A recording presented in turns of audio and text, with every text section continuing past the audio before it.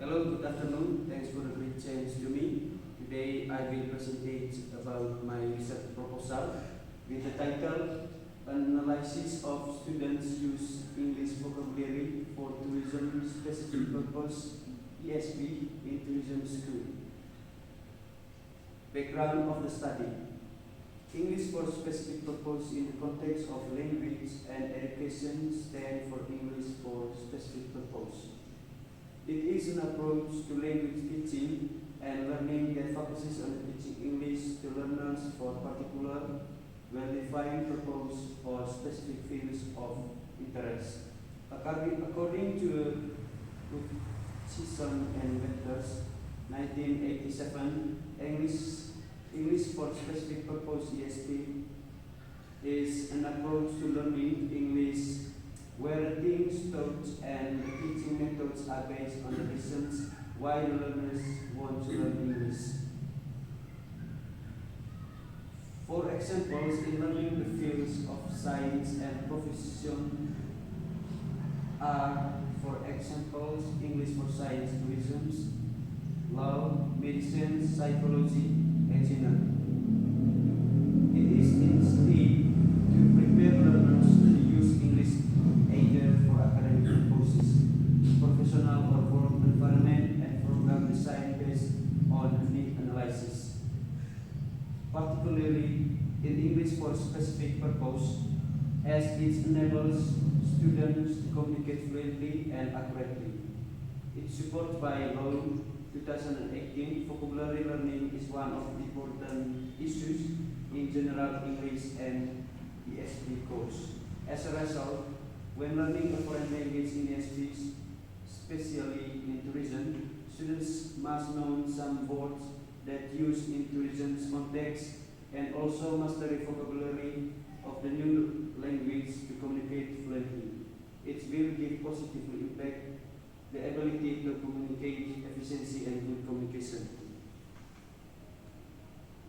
And then, problem of the study. Problem of the study is the need to assess the current stage of student vocabulary proficiency in English for specific purpose. And the problem is to what extent the ESP vocabulary is used by students in acquiring vocabulary mastery for communication in tourism. And then, theoretical framework. The English for specific purpose ESP is a learning-centered approach that tailors language teaching to the specific needs and interests of learners. In our study, ESP theory serves as a framework for examining how students in tourism schools acquire and apply English vocabulary in the context of their future professional roles in the tourism industry. Explore how students in tourism school receive input, encounter vocabulary in authentic context, and engage in purposeful vocabulary learning activities. Explore how the techniques, characteristics of the tourism sector influence the language requirements and communication skill needs by professionals in the field.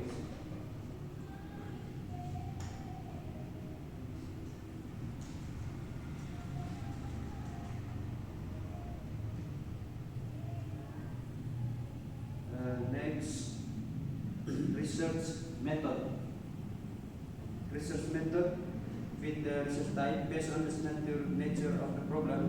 The author used the qualitative descriptive method, which is considered an appropriate research design to answer the problems of the study. We discuss the analysis of students' vocabulary for ESP, students in tourism as the main object of the researchers. And then subject of the study. The research subject is the persons in the object of the research under study, Tatang 1995. The subject of the study for second grade students from Santa Vocational High School. There are 5 classes: English, students, tourism, travel, business subject. The research used 3 classes out of 5 English students, tourism, travel, business, and method of data collection. In the study, the research used 2 techniques to collect data. They are observation and interview to collect data. Instrument of data collection.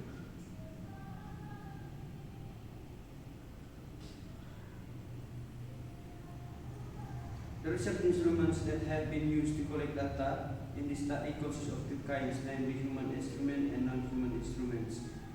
Margono states that human instruments that will be able to understand and how interact with the respondents, to analyze and value the meaning of variation in the field research. So in this research, the main instrument is the research himself.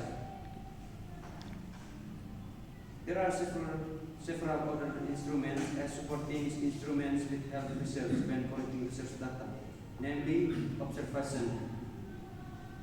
Observation is process of gathering information openly and directly by observing people and place at the research locations.